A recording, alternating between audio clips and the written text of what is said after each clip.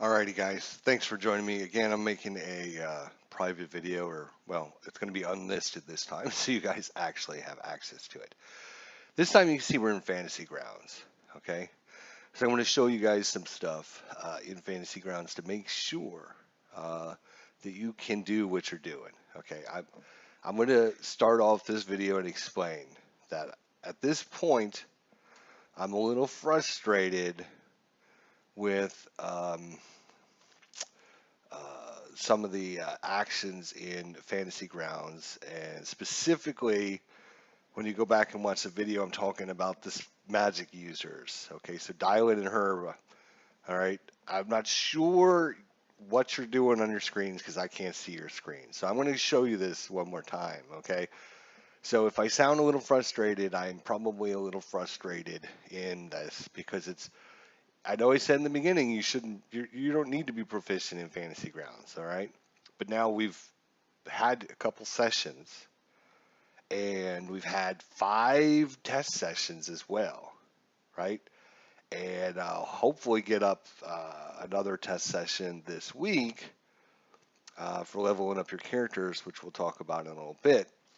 But you have to at this point now, you have to be able to get your spells uh, up and running quickly and easily. You should have those hot linked. You should have those ready to go at a moment's notice. And for whatever reason, you're not able to do it at this point. If you watch last episode, and it takes everyone out of the immersion of what's going on. It turns haphazard. They don't know what's going on because it takes 5 minutes for. If I had to sit there for 5 minutes and wait for my turn to come up, I wouldn't know what the heck is going on. Everybody has got to be able to take their actions quickly and easily. Now, I've got everyone in here. If we're talking about, say, like the Ranger, he's only got a few actions to worry about. He's got a longbow and damage, and a longsword and damage. So it's pretty easy. He only needs to quick link 4 things. He's ready to go. Magic users or spellcasters in general have to be able to cast their spells and know what they do at a moment's notice. It's as simple as that. And yes, again, I don't mean to sound frustrated, but it does take a lot out of the game when you're not able to do what you want to do quickly and easily, right? If I only had to hotkey 4 things as opposed to 20 things, it's going to be a lot easier. So I'm going to show you guys to make sure this Thursday coming up, you're ready to go. If your spell is not ready to go and you don't know what you're doing with it, I'm passing your turn and we're moving on. You have like, a few seconds. Ron Junkett just joined the game and he was able to cast his spells quickly and easily. So I don't know what you're doing, Dylan and Herb, but you have to make sure. Just have to. Okay? You have to make sure your spells are working. You have to join the test session if you have to. I'll probably have it up Monday or Tuesday night. You have to join in and make sure all your spells are ready to go. I'm going to actually show you how long it should take you. We've done, like I said, 2 sessions now. We've had 5 practice sessions. There's no reason to click on a spell and tell the DM it's not working. No reason now. Because I want to show you guys how to get all your spells up and running. Okay? Again, I'm not trying to pick on Dylan or Herb. I know you got a lot more on there, but we've had a couple sessions now. When it's not your turn in the game, you can still be working on your side, getting all your stuff working. And it's not going to hurt anything in the game to be, testing out and casting your spells. If I'm Quillisim here and I'm trying to make sure my dagger works, it's not going to do me. It's not going to hurt the game for me to practice and roll a dice in there, right? When it's not my turn, I don't have anyone targeted. I'm just making sure everything's working. So we're going to go through this step by step. I'm going to get up a test session, like I said, probably Monday night or Tuesday night. And Thursday, I'm going to have up Fantasy Grounds at probably around 7 o'clock. That's going to give you 1 hour, 1 full hour to practice everything you need to practice. If you can't make it at 7 o'clock, I'm sorry, but I'll have it up at 7 o'clock, around 7 to 7:15. But 7, just assume 7 o'clock. So you can get in and you can make sure all of your stuff is working. If it's not working, You need to watch this video 5 times to make sure you know what you're doing, okay? Until you see it over and over and over and over again, so you don't stop the game and say, well, how do I quick link this stuff? You got to know how to do this stuff now. So I will mention this to the other players as well. I was doing some testing here. I actually had a previous video and I learned something that I didn't know. All right. So down at the bottom, you see your quick link 1 through 12. Those are your quick link bars, right? You can see I've already got stuff set up from my previous episode that I did, but now I've decided to re-record it. So you've got your quick link bar 1 through 12. You also have your control bar. When you hold your control key down on your keyboard, you have 1 through 12, right? C, 1 through 12. These are control 1 through 12. These are totally different. You can see number 5 is damage dagger, right? If I hold down my control key, it's save toll of the dead. If I hold my shift key down, it is acid splash magic dexterity save, right? So they're all different. So you have at least 36 or more, depending on. We also have the Alt key. You can use A, right? You can also use a combination of A and C. So you can hold your Alt key down and your Control key down, but I think that's a lot of keys to worry about. We don't, first level characters or low level characters aren't going to have thousands of spells to worry about and have to quick link all these spells. You only have to quick link the ones that are in your spell book, and we're going to do that. But so what I'm going to do is Dog Sidious, since he's at the top of the list, I'm just going to show him, again, if I've got something quick linked in my bar down here, all I have to do is right click and go to delete clear slot. Right click, clear spot, right click, clear slot. Of course, my mouse starts acting up. Right click, clear slot, and I can quickly go through and I can get rid of all of these things. That's literally like 20 seconds. I can clear out my whole bar in 20 seconds. All right. So I do want to show you guys something I figured out. If you actually use the save, or the, I'm sorry, not the save. If you use the shift key for your attacks, you're going to run into problems because for some reason, shift in the game automatically gives you a critical damage roll, which I'll show you here in a second now. Of course,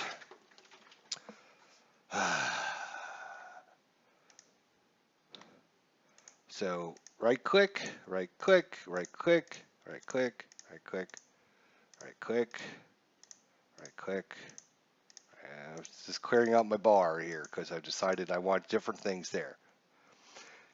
All the players should be putting your skill checks in the S. S for skills.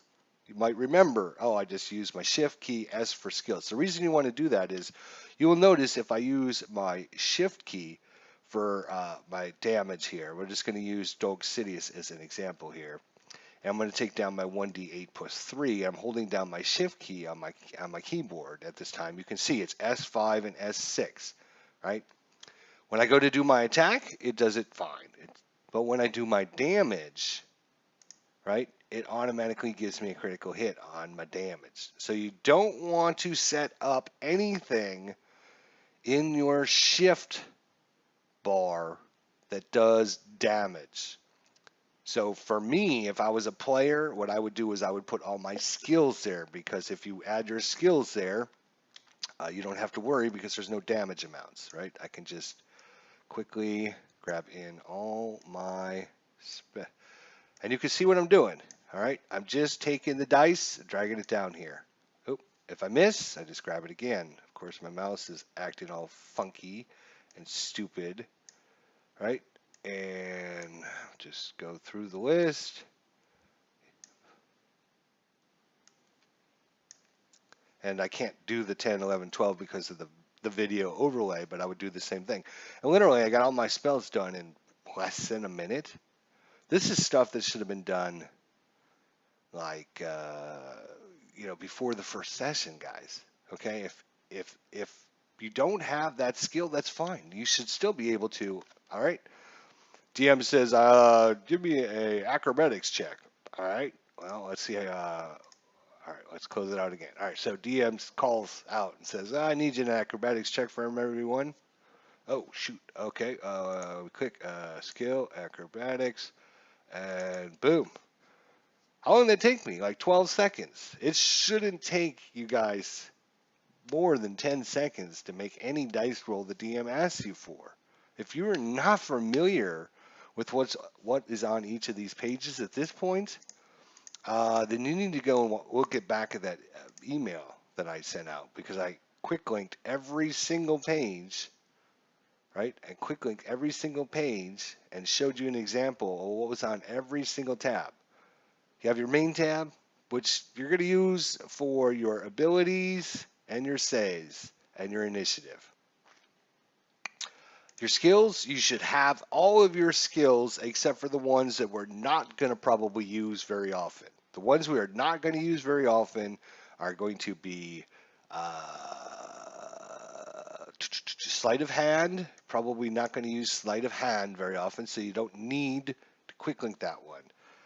Performance, unless you're a bard or some kind of character that with a musical instrument, you're not going to be using performance very often. I would say deception and animal handling. I think if I counted them, 1, 2, 3, 4, 5, 6, 7, 8, 9, 10, 11, 12, 13, 14, 15, 16, 17. There's 18 skills. There's 18 skills. We have 12 that we can put down at the bottom. So you just choose 6 that we don't hardly ever use. Animal handling, probably not going to use that very often. History, we'll use that once in a while, but I would say you could probably get rid of history. If your character is not going to be doing intimidation, the other thing you can look at is ones that, you have lots of zeros on. I wouldn't quick link those, but you still need to be able to get to them quickly and easily. When the DM says, give me a history check. Oh, let's see, I don't have history. Nope. All right, bring it up. Go to my skill tabs, double click history, boom. Okay, my character sheet was closed and I still had it done in 10 seconds.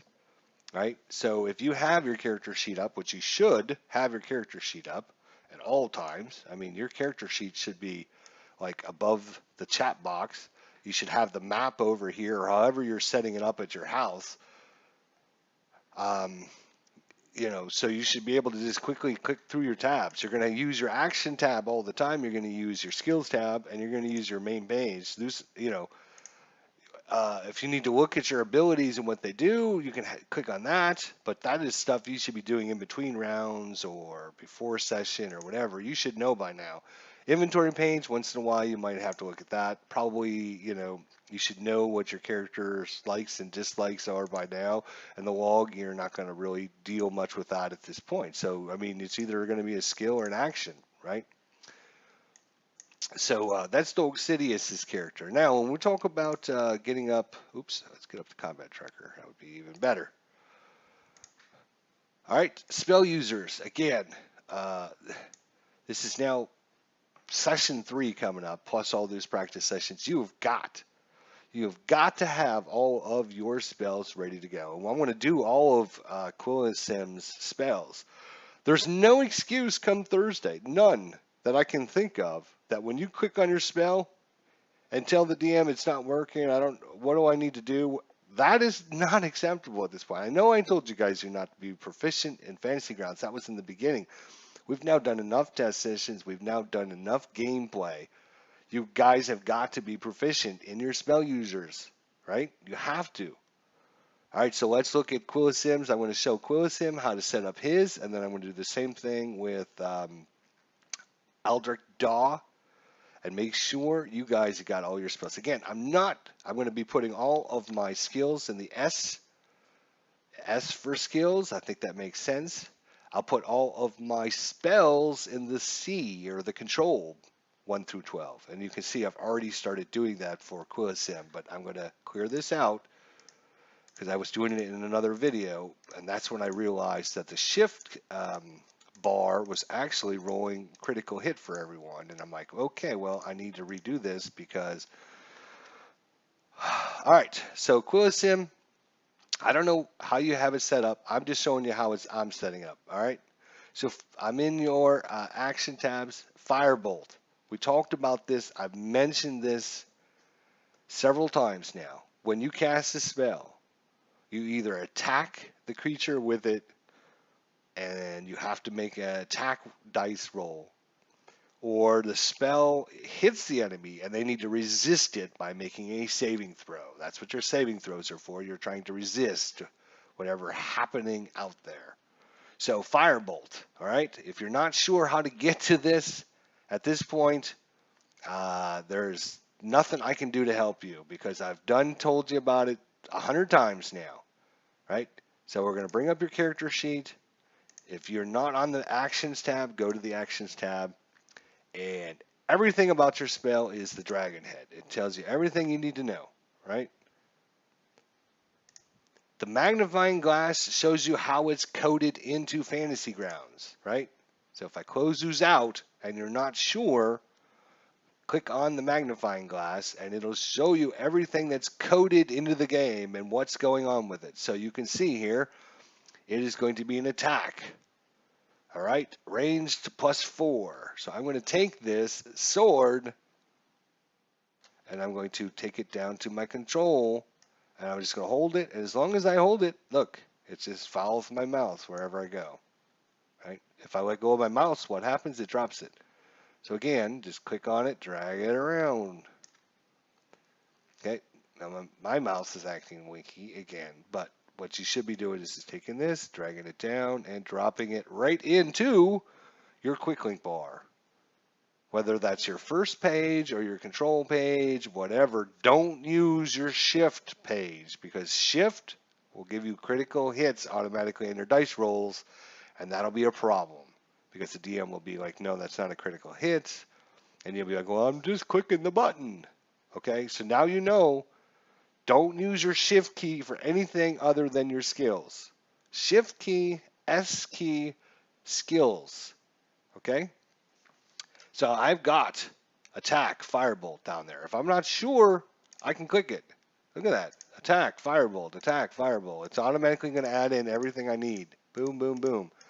Over and over and over again. So now, what about damage? Well, there's 1d10 fire damage. I'm just going to quickly take this damage. I'm going to drag it down here, right? So when it's my turn, I've caused flames to flicker out of my hands. I point at the enemy, and a bolt comes crashing into them. You're going to roll it. I missed. Okay, boom, you're done. Do your movement or whatever else you're going to do for your turn. If you end up hitting, let's see if I can get a hit. Oh my gosh, look at these dice rolls. 17, 21. The DM says, yes, their firebolt hits him right in the chest. Boom, there's my dice for it. I'm done with my turn. It should take me 10 freaking seconds to do that. 10 seconds is all it should take you to cast a spell. If you've got it set up right. If you don't have it set up right, then there's a problem. Okay? There's a problem. Because we've done this long enough. If your spell is not working right, then you need to watch this video over and over and over again until you get it ingrained in your head how to set up your spells. Because I can't help you. I can't see your screen. All I can do is show you how to do it.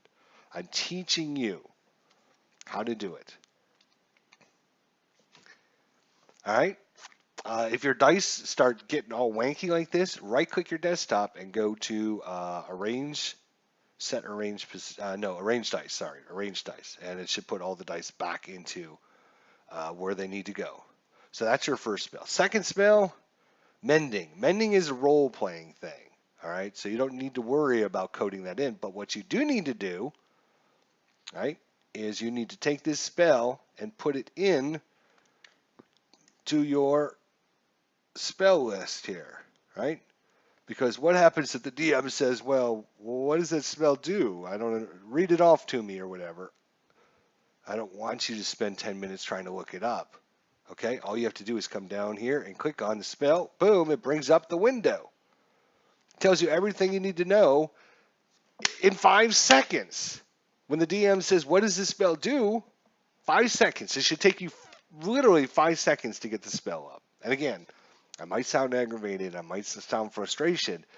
Yes, I am frustrated with it a little bit, to be honest. But you can see that it's causing other players to be frustrated in the game because they're not able to stay in the moment. When other players are upset about things, they don't understand what's going on in the story because we have to stop and talk about the spells every time you go to cast them, all right? Or your spell damage isn't working, or you're not able to target enemies, or whatever the situation is. It takes everyone out of the moment and they lose track of what's going on in the game. And if I took my turn and it took me 10 seconds and I have to sit here and wait for all the other players to take their turn, and then 5 minutes goes by, and then finally it's my turn again, I'm not going to remember what the hell was going on, right? So you have to. I mean, Ron Juckett just joined the game, and we appreciate Ron. Did a great job. He's new to role playing, never played Dungeons and Dragons, new to role playing. I threw him in without giving him much, you know, we went through, we had a practice session with him. He did a great job of picking up Fantasy Grounds, but we hadn't told him anything about Dungeons and Dragons. We didn't tell him about role playing. And I think he did a fine job for his first session. Never had done this before. Okay, you guys, and I'm specifically talking about the mages in the group. You have had several sessions, you've had practice sessions, you've got to be able to do this stuff quickly and easily, all right? Because the other players and the DM are getting frustrated. You have to be able to do it. I'm sorry. I don't mean to sound like a jerk. I really don't, okay? But you have to be able to do this. All right, so that is mending, right? Spare the dying. Let's look at spare the dying. Spare the dying, you're just going to again, touch a creature, it's going to stop doing death saving throws and become stable. Doesn't mean they become conscious, but at least they're not going to die from their wounds. That's what this spell does. You must touch. See, range, touch. You have to be standing next to one, touch them. You kind of close their wounds and make them so they're not going to die. It's a role-playing spell because there's nothing coded in the game. You don't see a actual magnifying glass here, so there's nothing coded in the game. So all I'm going to do, control, drag this one down, drop it in there. So if I need to know the information about this spell, click it, boom, it brings up the window for me. All right, so you can read it off to the DM. And the DM says, put this spell in the chat because I want to look at it real quick. Drag the little dragon head, drop it down in here. Boom, 5 seconds.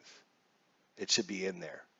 If you don't know how to do that by now, you need to practice. Come Thursday at 7 o'clock, I'm going to have the server up. Because there's going to be no excuses come the game why players don't know what's going on. My spells aren't working, my damage. There's not going to be those excuses in the game. You've got to get this stuff up and running and working ahead of time. So that's Spare the Dying. Troll the Dead. All right.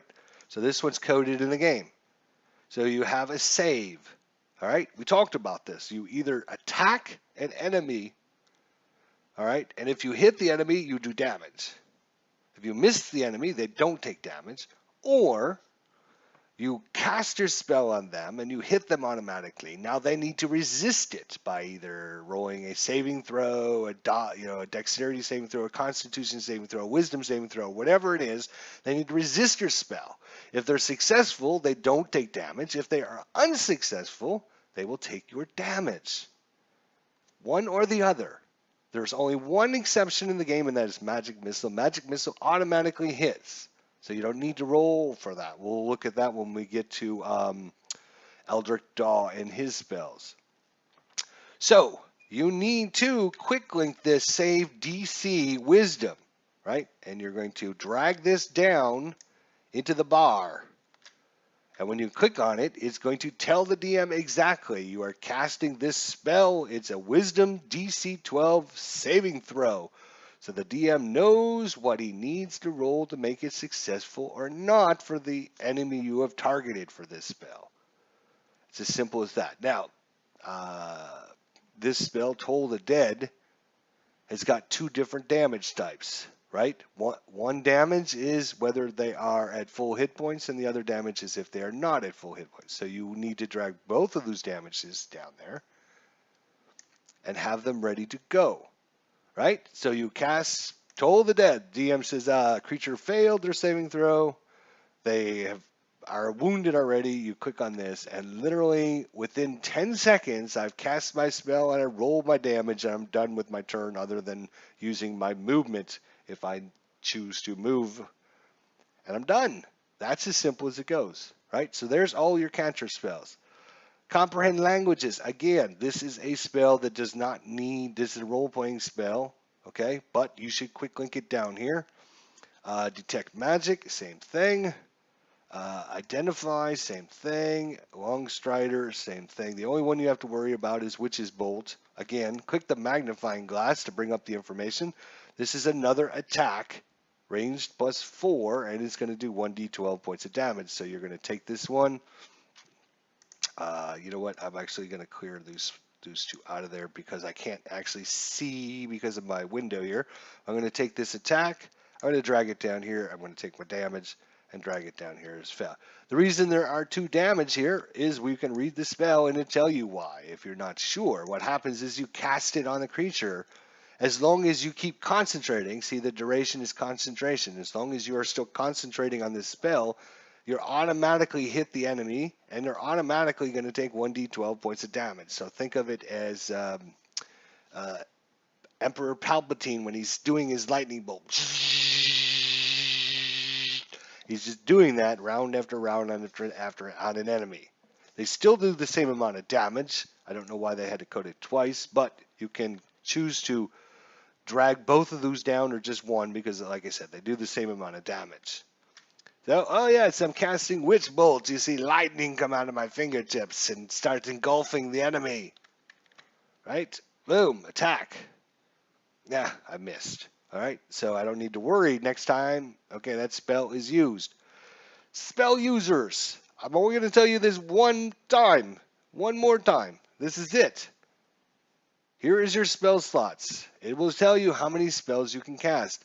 You can cast your cantrips as many times as you want. It does not cost you a spell slot. Free spells. All day long you can cast these spells. It doesn't cost you anything. Your level spells, your level 1, level 2, level 3 spells, they do cost you a spell slot. So if I cast Detect Magic, I need to come up here and check the box so that I know I've used up one of my spells. You've got in between rounds to do this, when we're role playing, when there's downtime, when we take a break, what you should be, I mean, literally that took me like 2 seconds to do. You should do that all the time. And the second time you click it, right, it should then now not allow you to have access to your spells. Let's see if that is, oops. Yeah. I guess it will still allow you to have access to your spells, but maybe for role-playing purposes or whatever. But you should know now, oh, I can't cast any more first-level spells. Simple as that. Of course, then you need to set up your regular attacks as well. Your dagger, right? Your dagger, however you want to set it up, and your damage for your dagger. And all this stuff like that.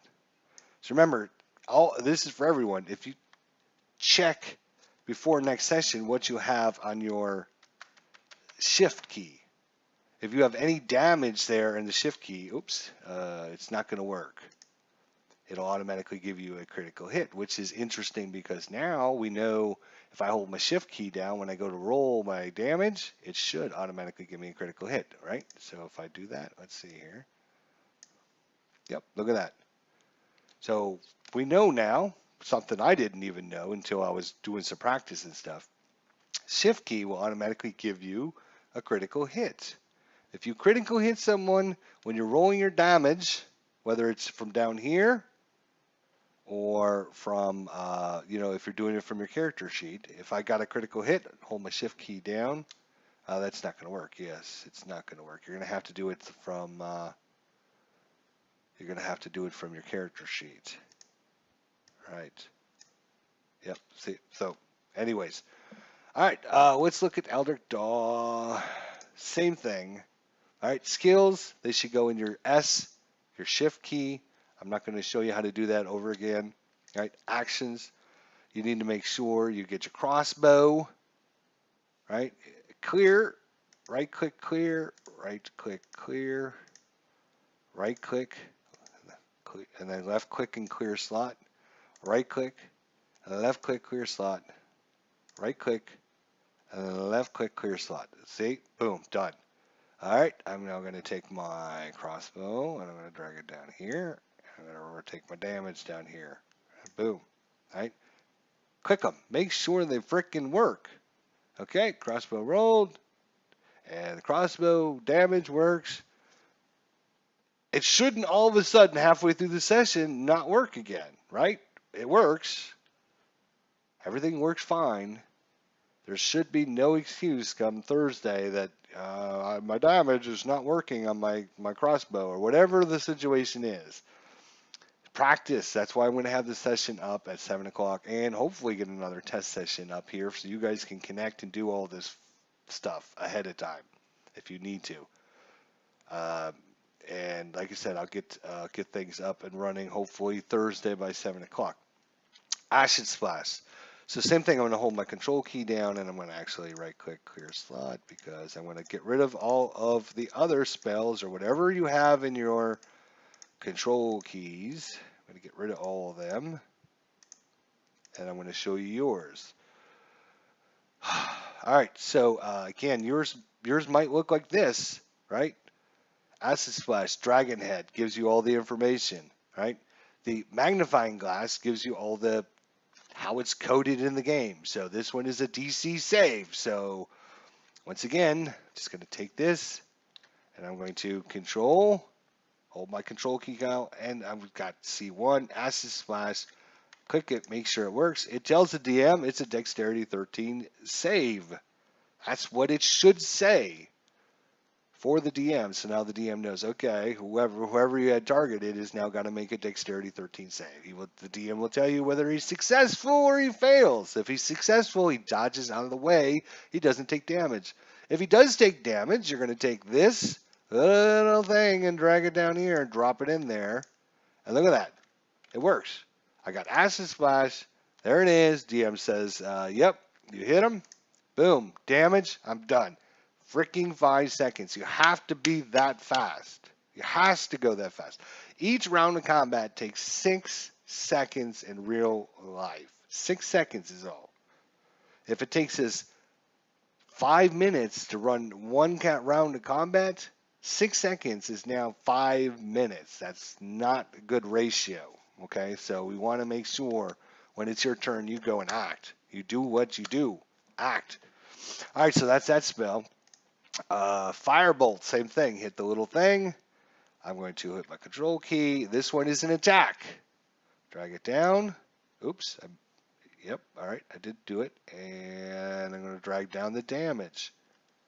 And I'm going to put it in there. So now I've got two of my spells ready to go. Here's Acid Splash. Tells the DM what kind of save it is. And then here's the damage. I've got the Firebolt. There's my attack. DM says 21's a hit. I roll my damage. Boom. I'm done. Minor Illusion. That is just a role-playing spell where you're going to create something. Again, I would drag that down into your quick link bar because that way you can always, when you go to cast it, if you're getting ready to cast it, the player in front of you is taking their turn. I'm reading Minor Illusion if I'm planning on casting it, so I'm ready to go when it's my turn. You create a sound or an object within range that lasts for duration 1 minute, 30 feet. Okay, good. Okay, all right, I'm ready to go. But if you go to cast and the DM says, let me see that spell, drag it into the chat so I just can reference it, or for whatever reason, take the little dragon head, drag it down here. Now, don't drag it from here. You can drag it from here, I guess. Either way, but drag it in there so everyone can then, the DM can click on it and bring it up in a window. So there's your cantrip spells. Those are free. You can cast these over and over and over and over and over again as much time as you want. They don't cost you a spell slot. How many spells can you cast? 2. You see 2 little bubbles, you can cast 2. Those are your first level spells. Identify. Once again, that is a role-playing spell. Magic Missile. You notice there is no attack, there's no dexterity saving throw or anything like that. This one automatically hits, right? So I'm going to take my damage, my little, there we go, control, and I'm going to drag it down here. Damage Magic Missile.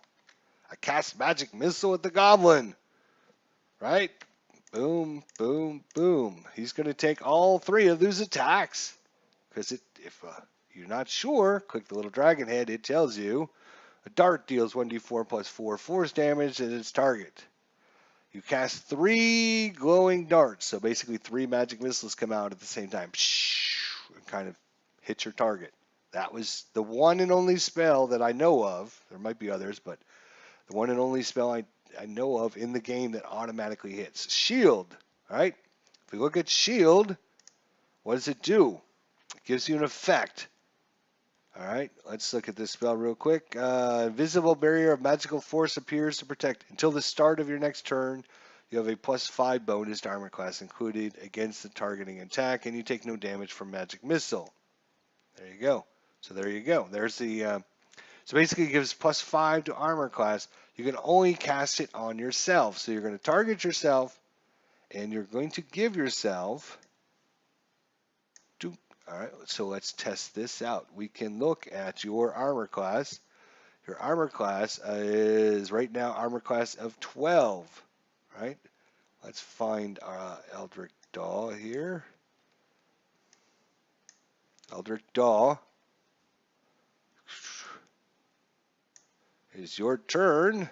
What do you wish to do? I'm casting shield upon myself, so I'm going to target myself. Targeting. Another thing everyone has got to be able to do quickly and easily. Control, left click. So I'm just going to go through the round here to make sure. There we go. All right, so it should show me as Eldritch. Oh, it doesn't show me because he's not actually on the map. That's right, because he didn't make it to the test session. So here he is. You're going to control left click yourself, right? Oop.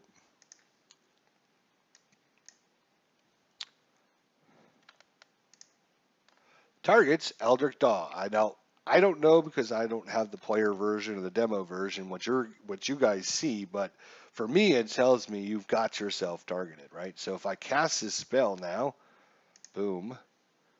All right, so let's go in and see if it actually adjusts your armor class.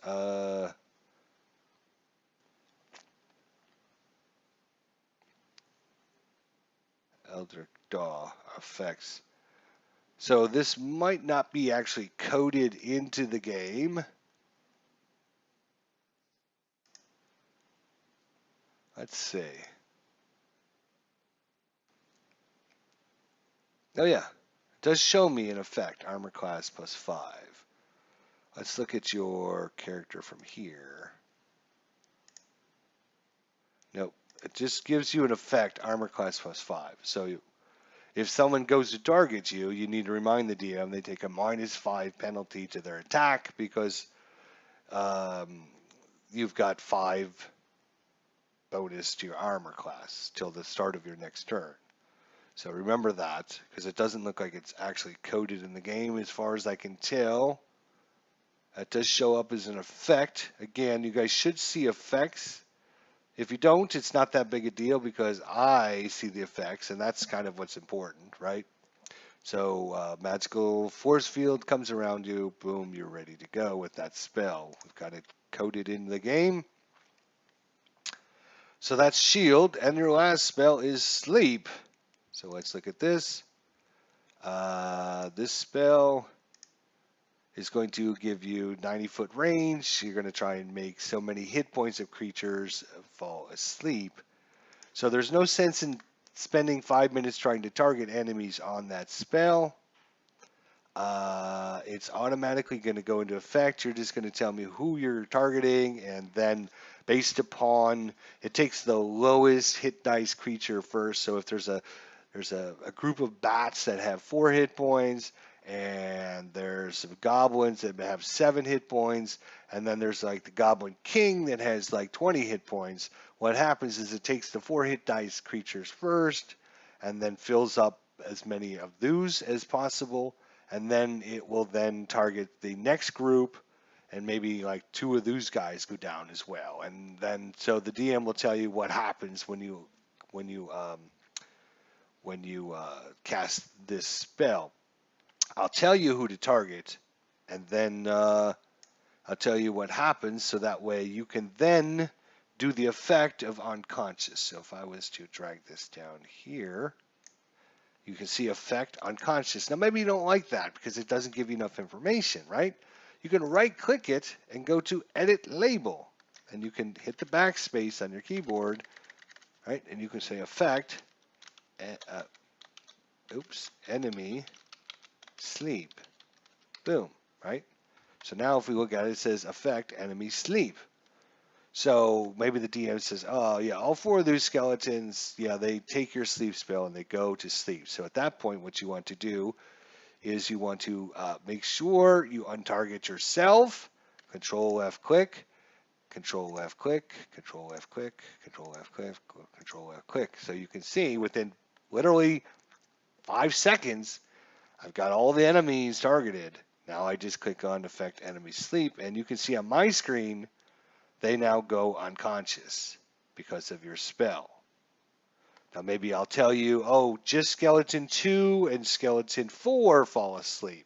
So whatever the DM tells you, that is your, that's who you're going to target, and then that's who you're going to click on enemy sleep, or whatever you have it as your text. Again, you can change every one of these text boxes. Right click, edit label. You can change it to whatever you do. Whatever makes sense for you on your side. I can't help you because I can't see your screen. All I can do is show you, right? When we have combat next time, it's got to be quick. It's got to be easy, or unfortunately, I'm going to say your turn's over. We're bypassing you. You be ready next turn. Okay? I don't want to sound like a jerk because I don't. I want you guys. I wouldn't go through and take the time, 42 minutes in this video so far. I wouldn't take the time to show you this stuff over and over and over again if I wasn't trying to help you. I want you to be helped, but I can only lead you to water. You must drink it yourself. You must own it yourself. If you can't own it yourself, then the other players get upset, the DM gets upset, and we're not going to have you back as a player, which I don't want to do because I like all the players. I want to continue playing with everyone, but they have to be able to be quick and efficient. Show you some other things. This we talked about last session, so you guys should know this. Again, come to the test session on Monday or Tuesday. Get to logged into Fantasy Grounds at 7 o'clock. It gives you 1 hour to practice all this stuff. If you can't come Monday or Tuesday, whatever night I decide on, probably Tuesday night. But if you can't make that session, that's fine. Get your butt into the game at 7 o'clock so you can practice all this stuff. If a DM tells you to roll 2d6 plus 3, it should really, what? I don't know what I'm doing. No, it's just simply you pick up the dice, you pick up a 6-sider. Again, right? Pick it up. As long as you hold it in your left mouse button, it will stay in your hand, except for when your mouse acts like a jerk, right? If you need 2 of them, well, how do I get a second one, right? All you have to do is right click. Look at that. It adds a dice. As simple as that. If you need 3 of them, right click again. Right? 1, 2, 3. If you need 5 of them, 1, 2, 3. Well, my mouse is acting a little wanky because it's not getting a signal. There's 5 of them right there. 5d6. Drag it over here, drop it in. What about the +2 the DM asked you about? Oh, yeah, I forgot. So if it's a +2 or a -2, a +5 or a -5, you just simply click on these numbers, right? Simply click on these numbers. But let's say the DM says +3. Well, what do I do about a +3? You just come over to the modifier box, hit a 3, right? Or if the DM says +6, hit a 6. So if the DM says roll 2d12 plus 8, right? I could just come over here, 8, 2d12, 1, 2, boom.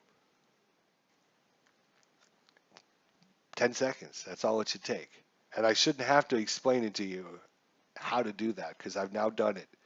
If I have to stop the game, right? If I have to stop the game come Thursday and explain to you how to roll dice, this will be your last session, okay? Because I've talked about this, I've showed you guys this over and over and over again, and I don't know what else I can do. And all it does is slow the game down when you don't know what you're doing. I mean, like I said, Ron, who had never used Fantasy Grounds, had never played Dungeons & Dragons, never role-played, he was doing all this stuff after an hour of our test session. He was doing a great job, right? So if you're magic users and you're not able to cast spells quickly and easily, then this might be your last session. You have to be able to do that, okay? Because the flow of the game, the story, and what happens is the most important thing in the game. The second most important thing that happens in the game is the flow of the story. If we have to stop and take time out to explain things to you guys, okay? If we have to stop role playing and explain step by step how to do things, then you're not owning the game. You're not owning your character. You're not owning your fellow players. Okay? You should be doing this for yourself. You should be doing it for the DM. You should be doing it for the good of the game. And if you can't do that, then we'll find someone else that can. You have to be able to do this now. In the beginning, it was acceptable, right? It was acceptable because we were all new and we were all learning stuff. But now we've done this several weeks. We've had test sessions. It can't continue like it's going. We have got to be a well-oiled group that works together, that talks and has everyone knows what's going on, because we don't have these breaks where, well, hang on a second, I'm trying to get this enemy targeted and it won't target it. It happens. It has to happen. Okay, if I go and drag that map back up, shite, which map was it? Let's go to new. I think it's under the new section. There we go. Is it this one? Good. All right. There should be no reason why, other than, if there's a monster sitting on top of another monster, if there's two monsters, hey, I can't target Skeleton 4 because Skeleton 2 is standing on top of him. That's fine. I'm not saying, oh my God, if I can't target something, they're just going to kick me out of the game. No, I'm not saying that, okay? What I'm saying is, when it's your turn and the DM, you go to cast sleep or whatever your spell is, or you're doing your targets, and it's like, okay, let's see, how do I target someone again? Control left, control right click, control left click, control left click. Wait a minute, is that working? Let's see, I got skeleton 1, skeleton 3, skeleton 4. That's skeleton 4. Okay, that's him. Skeleton 3. Yeah, I got him. Skeleton 1. I got him. So who don't I don't have skeleton 2. Skeleton 2. Oh, that's this guy. Okay, how do I target again? Control left click, right? Okay, now do I have him? Okay. Skeleton 1, skeleton 2, skeleton 3, skeleton 4. Okay, so now my spell, hang on. Which spell was I? I was casting sleep, right? Sleep. Wait a minute. I don't see that on my list. I know I got it here somewhere. Oh wait, is this one? Enemy sleep, right? Enemy, should I be clicking on enemy sleep, right? Because that's the one I'm casting, right?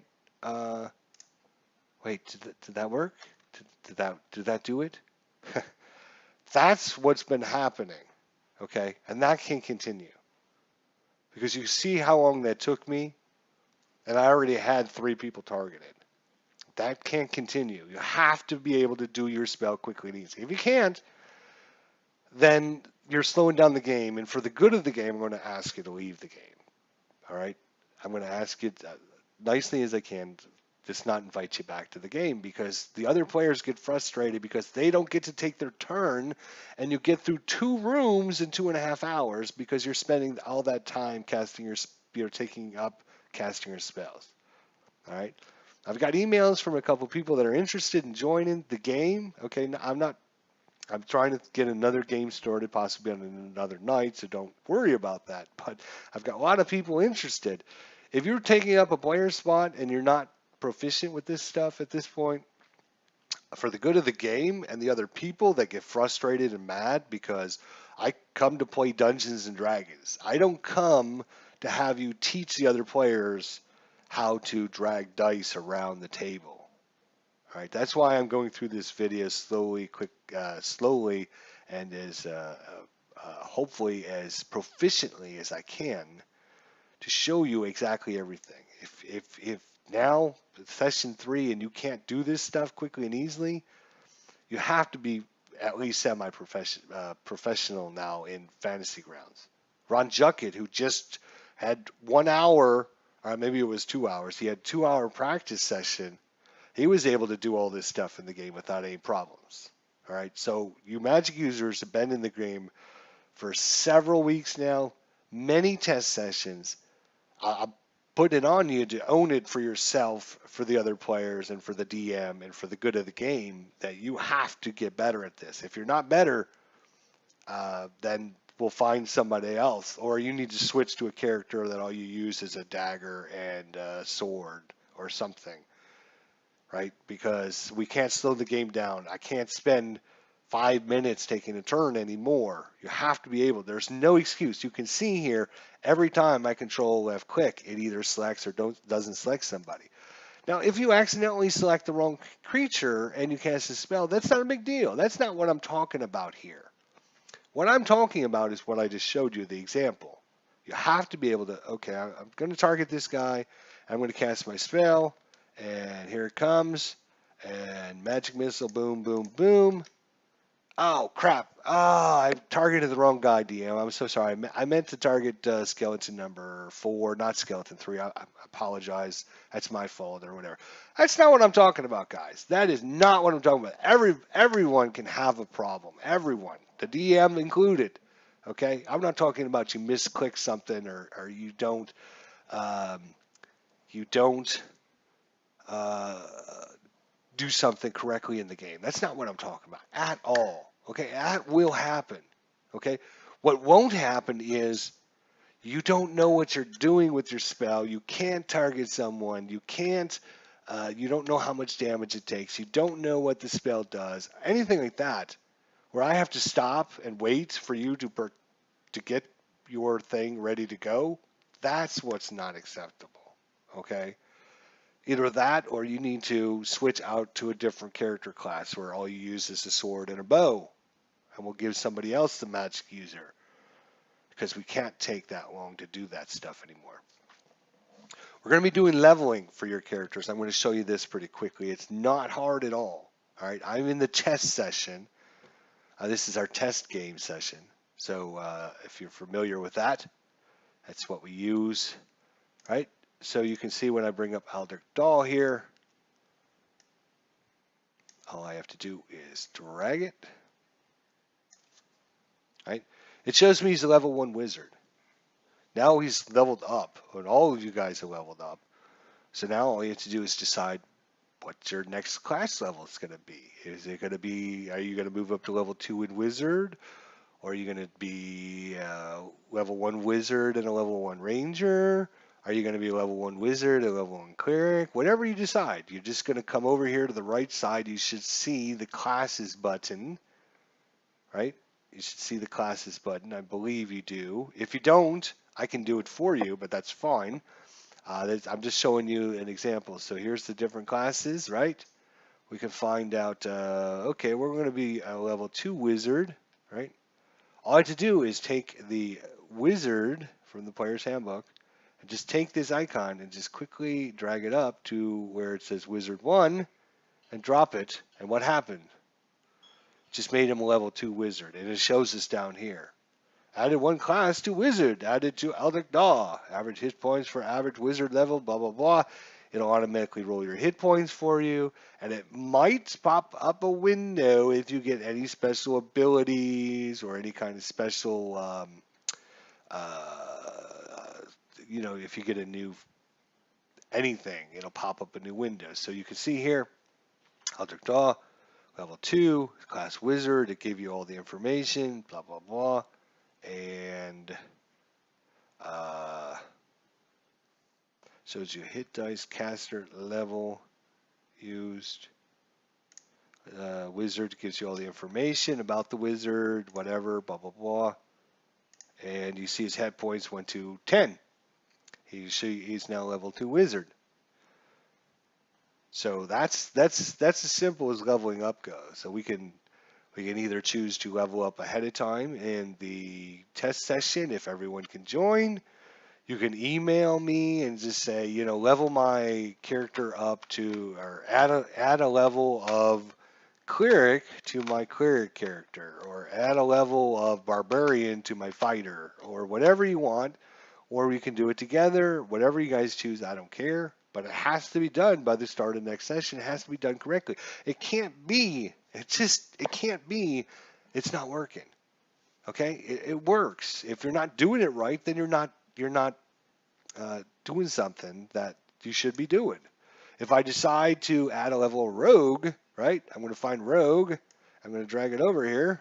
Boom. He's now level 1 rogue, level 2 wizard. And then you can see a window pops up. It's going to ask me choose arcane tradition option from the list below.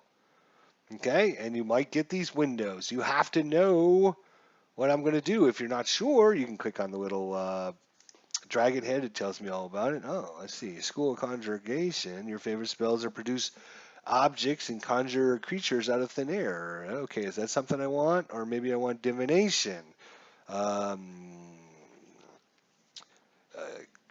You understand a clever understanding of the past, the present, and the future. I'm going to choose conjuration so I can conjure things. Boom.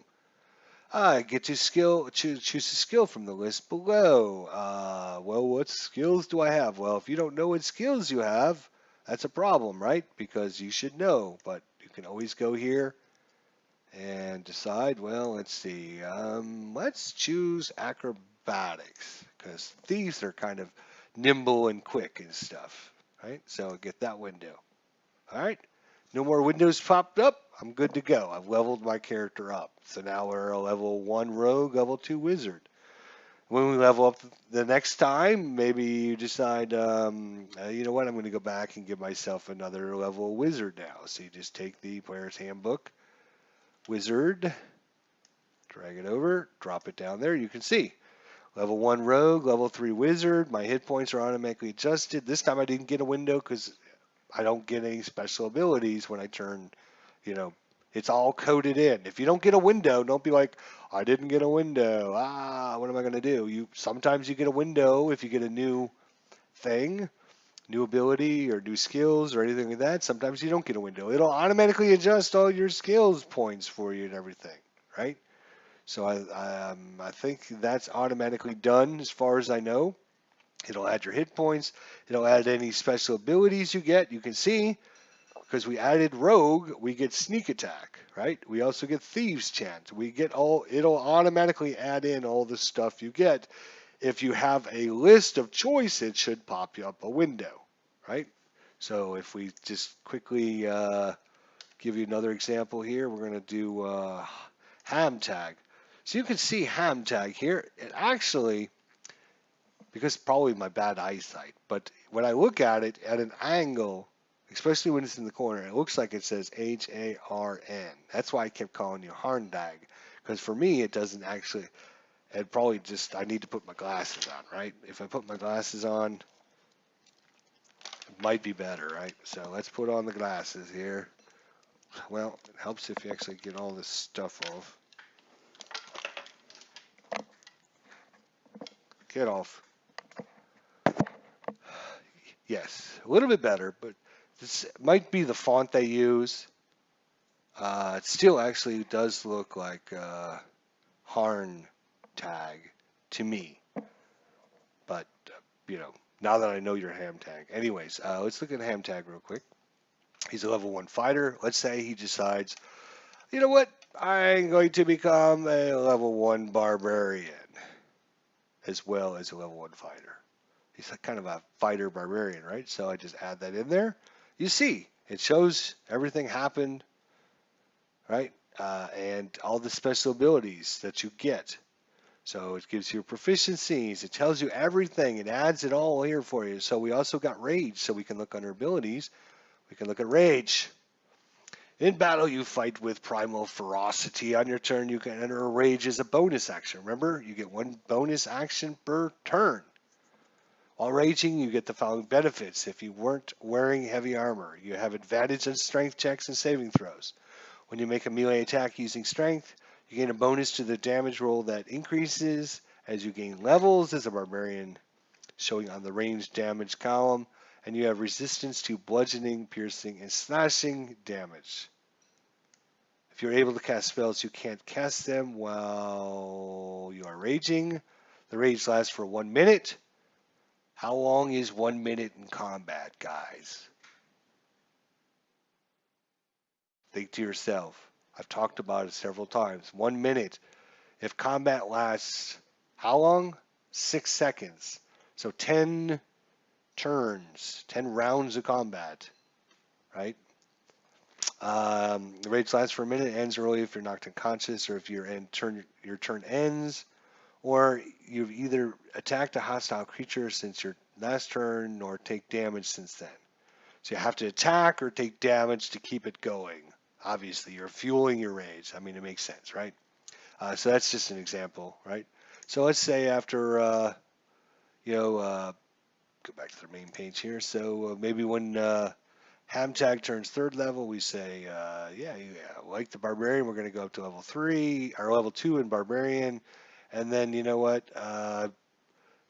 He's turned a little bit religious now, so we get a level of Cleric on him. Look at that. We got a window. We have to make choices. Choose the life domain, right? However you want to do it. We're only leveling 1 level, right? I'm just showing you an example of what might happen as you progress through. You should have the basic PDF download of the basic rules for Dungeons and Dragons. You should also have the SDR available at all times. You should have that quick linked or part of your favorites or whatever you want to call it. Okay, mouse. I'm doing this with a mouse that sucks. Okay, so you should hopefully, I think what happens is I have a sheet of glass on top of my desk because it's supposed to be one of those nice desks, right? All that piece of glass does is keep my wireless connection turns into a piece of crap. So 5th edition SDR. Yeah. All right. So here's all the information for Dungeons & Dragons 5th edition for you guys. www.5esrd.com, right? If you want to find out about what's, here's Barbarian, you can click on Barbarian, it'll take you to the Barbarian page, and you can find out everything about the Barbarian ahead of time, right? So you can spend some of your own time, okay, going in and checking this out. Okay, so in the 1st level, he gets Rage and Armor Defense. At 2nd level, he gets Reckless Attack and Sense Danger. At 3rd level, he gets this. If you go into the, let's go back to the fighter here. Fighter. Where's fighter? There he is. So here's the information about the fighter. You get at 2nd level, as you become a 2nd level fighter, you're going to get Action Surge, 1 use, right? Whatever you decide to do. So you can see here, fighter level 1, if we go and add fighter level 2 to him, right?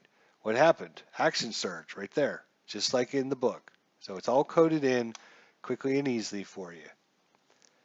So that's as simple as leveling up. If you don't get a window pops up, that means you don't get any special abilities, you don't get any new skills, you don't get any of that other stuff. You can see I'm level 2 barbarian, level 1 cleric, level 2 fighter. I'm now 5th level character, right? 5th level. I now have 50 hit points because it automatically rolls your hit points for you. My proficiency is going up to +3. It's all coded in. So you just decide what you want to do. If you are not sure what you want to do, email the group and ask them, what do you think I should do? Or, maybe ask other players, are you going to become a level 2 cleric? Is anyone going to take any levels in healing? I was thinking about adding a cleric level to myself because I've turned religious, right?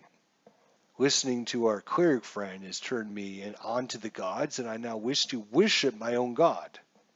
You're not doing it because we need more healing in the group, right? You're not doing it because we need more than one healer. You're doing it because the signs of the gods getting you through that last battle, the danger that you had faced, made you realize that you're mortal and what will happen to you when you die. You want to go to the heavens to join and continue on.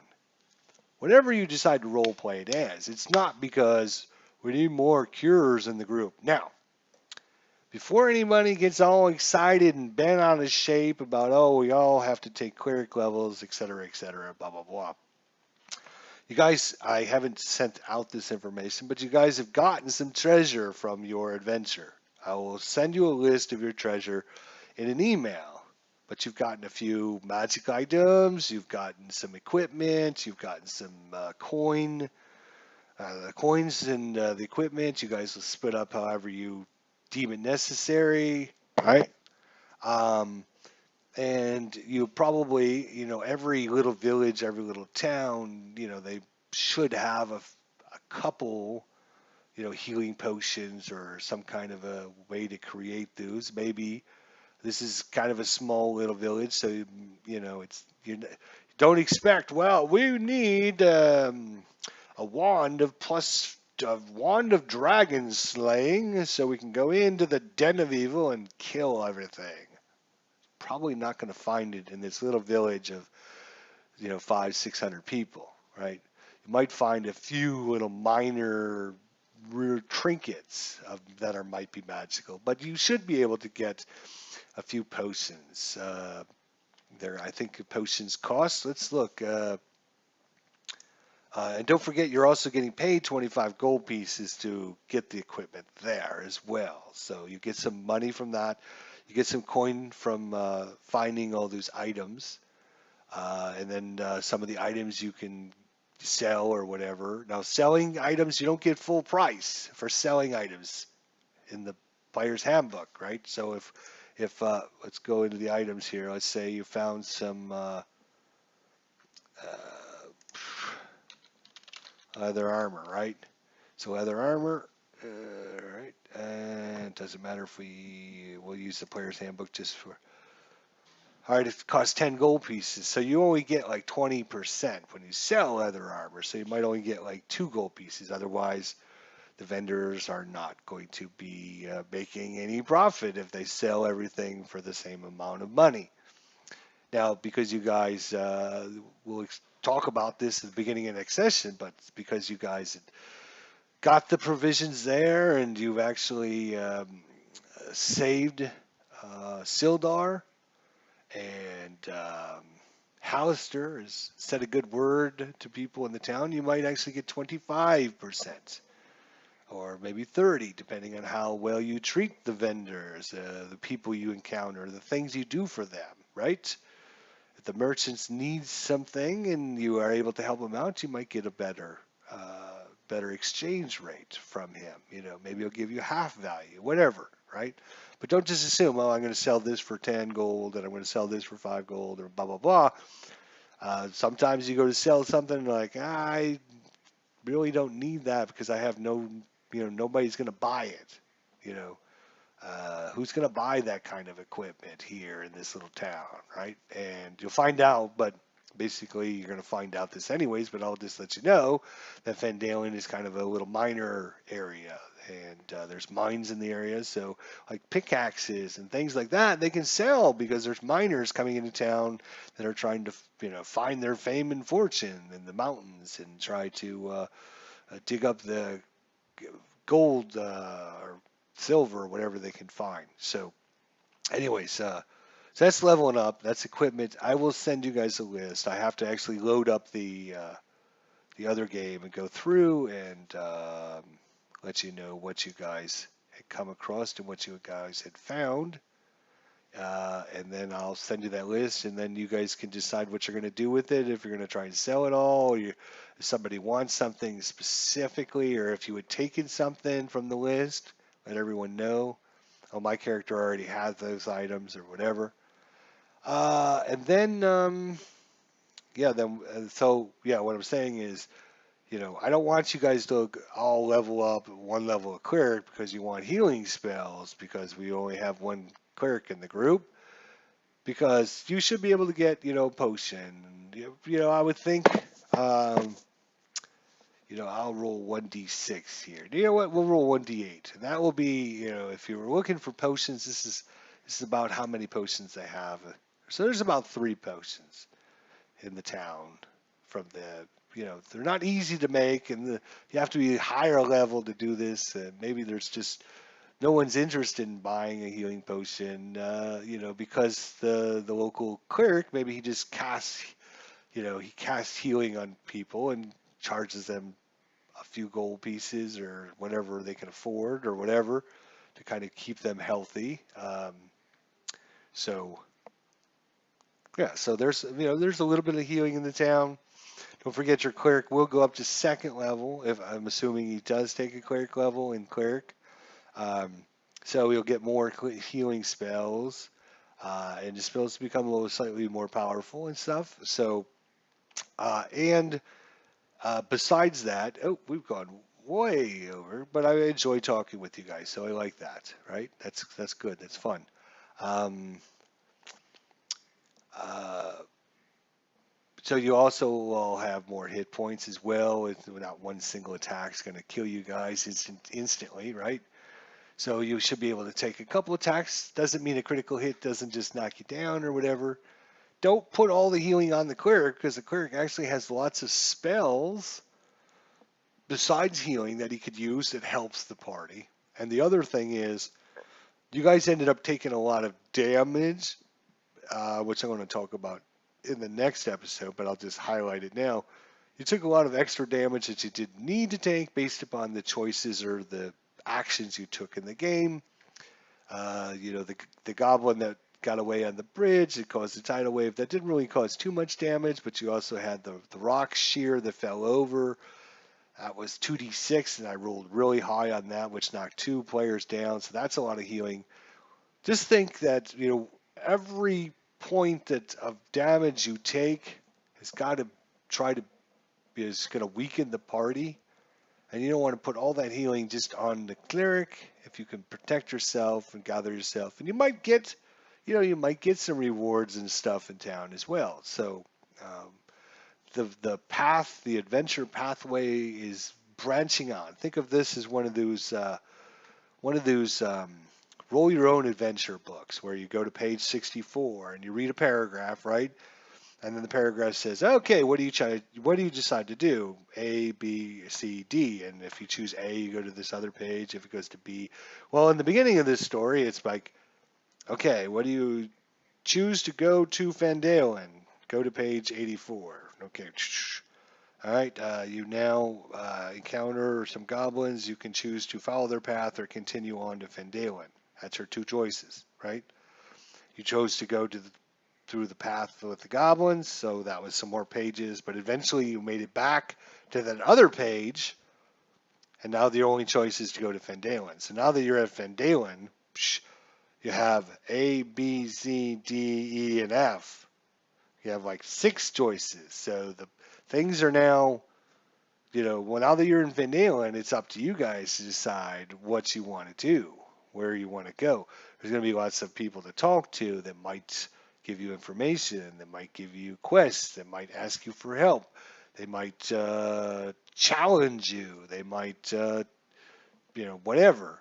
So things are going to be branching, and it's up to the party to decide where and what they want to do from now. All right. So, guys, again, I don't mean to sound like a jerk, right? But you guys have to be able to do this stuff quickly and easily. If you need some more practice, Monday or Tuesday, I'll have another test server up. You guys can come and practice all you want. All right, I don't even need to be in the game as long as I just put something, create a map, puts your characters on the map and the monsters. You could just practice rolling and targeting or whatever you need to do, but you have to. I will not be stopping Thursday. I will not be stopping the flow of the game for you. Okay? If you can't get your spell to work, then when you go to cast your spell, what happens in the story is your spell fizzles out. And if you get mad and frustrated about that, I'm sorry, but that's what's going to happen. I got to entertain all the players in the game, not just you. Okay? I have to think about everyone in the game. And if someone is not able to do what they should be able to do, then I need to help them. I need to do whatever I can. And I've done this several weeks now, trying to help you out. I've done this video. I'm willing to get up a test server Monday or Tuesday, probably Tuesday night. Tuesday night at 7 o'clock. And I'm willing to get the game started Thursday at 7 o'clock, early, an hour early. I'm helping you. Right? I'm helping you, but you got to help yourself now.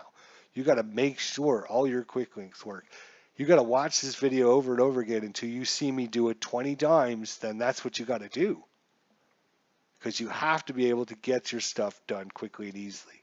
Combat, if I'm a player, I'm mad and frustrated because I have to sit here. Oh my God, why are we explaining this again?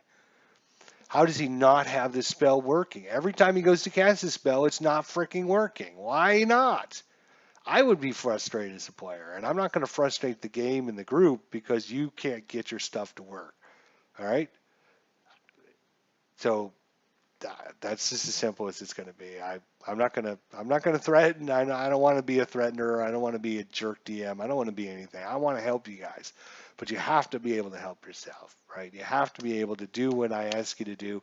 You have to be able to roll these skills. You have to be able to know what your abilities do. If you're not sure, I mean, freaking Ron joined the game on Wednesday, and Thursday he was already running the game pretty decently, trying to even role play a little bit. He was, doing all that stuff. So, kind of throw him into the fire, throw the fish into the fire, right? We're just going to fry him up, right? But he was able to hold his own. He had a little bit of problems with the spells. I'm able, as the DM, I'm able to do everything, right? If somebody takes 5 points of damage, it doesn't work right. I can go up and go, okay, 5 points of damage. Look, boom, Dog City says 5 points of damage now. You kill this monster down here. Okay, well, I can get rid of this monster, right? I can go in Skeleton 1 and I can say, all right, delete and delete. Boom, he's out. He's gone, right? But you should be able to target someone quickly and easily, right? If you're not sure who you got targeted, you should have a line that shows you who you got targeted, right? Just like I see here. When I hover over Aldrich Daw, I can see who he's got targeted. If we scroll down to Aldrich Daw, he's got targeted. He's got skeleton number 3 targeted, just like it shows me on the screen. It shows me who I got targeted. Notice the little dots in the corner. I can see green. I can see green. I can see green. I can see green. Oh, I see yellow. Whoa, yellow. Dog Sidious is wounded, right? If Dog Sidious takes some more damage, let's give him 8 points. It's now gone from yellow to orange. Whoa, Dog Sidious is really hurt now, right? Let's take him up to, say, 10 points of damage. Uh-oh. He is now red. He's red. That means he's barely moving. He's bleeding all over the place. He doesn't look healthy. He's on his knees and he's in trouble. He's not down. He's not unconscious, but he's in trouble. Now if I give him his full hit points, Gray, he's down. He's unconscious. You have to be able to see this stuff on the screen. I don't want to. I don't want to have another episode like we had last week, where after the game we got together and it's like, you know, you guys should have known I was down on the ground and unconscious for like an hour and a half, and then everyone like, well, I didn't know you were down. How do I know you're down? You should know what's going on with your fellow players, right? You should know. And if you don't know because they're not role playing or they're not telling you what's going on, you should be able to see in the game. You should know what these little buttons do now. We've been having several sessions. We've had test sessions. You've fought many battles now between the test sessions and the regular campaigns. You've got to be able to know this information now. I can only lead you to water. You have to be able to drink it and suck it in. If you can't suck it in, then you are not participating in the group efficiently. And you have to be able to do this stuff, right? So I'm saying it to everyone, but I'm specifically saying to the magic users because the spell users are dragging things down hard. You have to be able to do this. Spells, especially spells. But everyone should know. Everyone should know how to pick up a die, right? Everyone should know how to, oops, let's get rid of that. If I say roll 2d10 plus 5, boom, I'm going to click on 5. I'm going to pick up a 10-sider. I'm going to right click to get a second one. Boom. There you go. 6 seconds. I've got 2d10 plus 5 in the chat, in the chat box, ready to go. If it takes you 20 seconds, that's fine. But if it takes you a minute and a half or 2 minutes to do it, that's a problem. That's a problem for the DM. That's a problem for your fellow players because they're waiting on you to be able to do this stuff.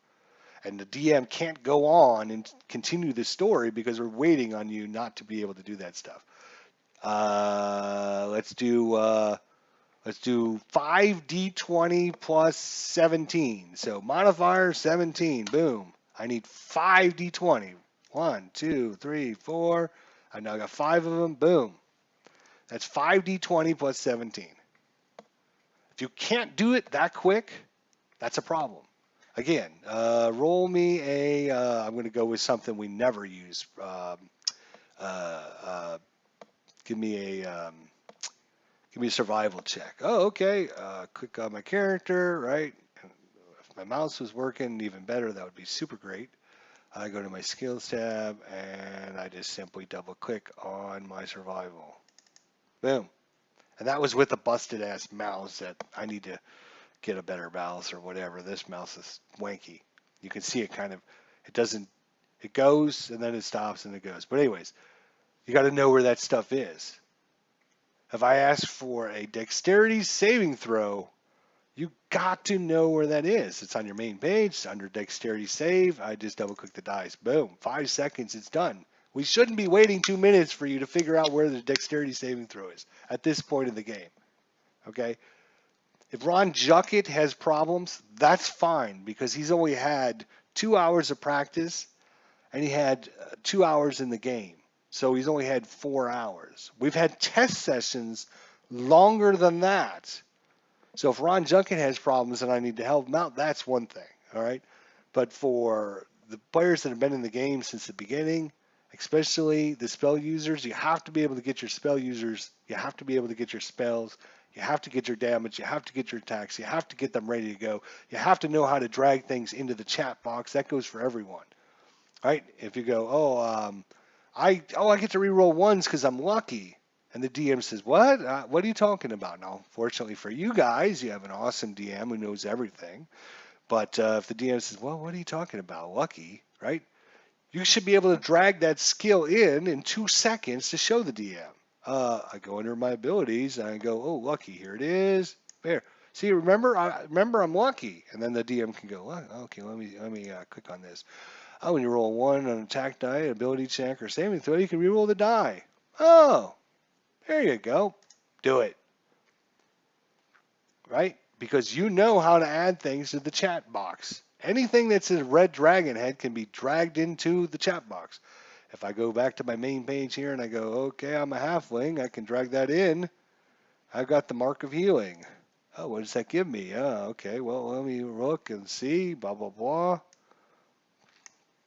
Gives me all the information. Okay, you should be able to pick up the die. You should know how to rearrange your dice. Right click, go on arrange dice, put them back in. The DM says, okay, give me, you're using a better potion than what, you don't know this, but the potion, the healing potion you just drank, it's got some, it's extra good. So instead of 2d4 plus 2, I'm going to give you 3d6 plus 3. Oh my God, what do I do? No, relax. 3d6 plus 3. Okay, got it. So first thing I want to do is go to my modifiers and get my mouse to work. Stupid thing. I'm going to actually, hang on a second. Let me unplug it and then plug it back in. Sometimes that helps. All right, so DM says, this healing potion that you got is super good. So it's not like a regular healing potion. It's going to give. We're going to do something different. We're going to do. We're going to do. We're going to do 3d6 plus 4. 3d6 plus 4. Oh my God, the DM's putting me on the spot. What do I do? All right, so 3d6 plus 4. There's 3d6. Oh no, wait. I forgot to put in my plus 4. So 4. 3d6, 1, 2, 3, boom. Still, even though I screwed up, I had it in there in 20 seconds and we're ready to go. It's not a minute or minute and a half. It's not, well, how do I do that again? I don't recall. So I think, I hate to do this videos because it's, it doesn't sound positive to you guys, okay? But the main thing is you guys are, I don't want players to get frustrated and quit the game because they're not having a fun time. It's not fun for the DM. It's not fun for the other players when we're sitting there waiting on you to do your action. It's not fun. It's absolutely. People are watching the live stream. It's not fun to them, right? It's not fun when the DM has to stop and talk about how to add 2 dice together or how to add a modifier in the box. It's not fun. It's not fun. It takes everyone out of the moment, right? It's not fun for that thing. So if we have things where you can't manage fantasy grounds, then you're just going to have to go practice on your own until you can do it, and then you can come back to the group or whatever. But um, we have to be able to do this stuff. So I've gone almost an hour and a half. So we got a lot to talk about, and I'm not going to redo this, even though it went an hour and a half, because it would take me too long, and I get in way too much. But yeah, whatever. Watch it, don't watch it. It's up to you guys. Let's see you guys.